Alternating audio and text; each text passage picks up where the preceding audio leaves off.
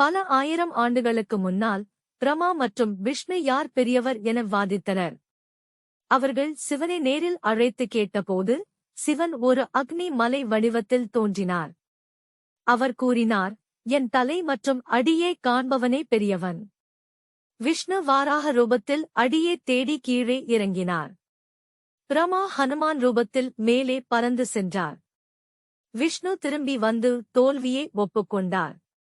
ஆனால் பிரமா பொய்யாக நான் பார்த்தேன் என்று கூறினார்.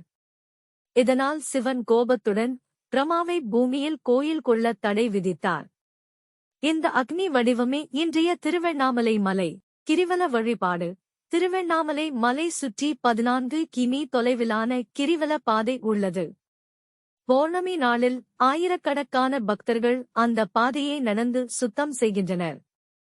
இது ஒருவர் வாழ்க்கையில் ஒருமுறை தவறாமல் செய்ய வேண்டிய ஆன்மீக அனுபவம் என கருதப்படுகிறது.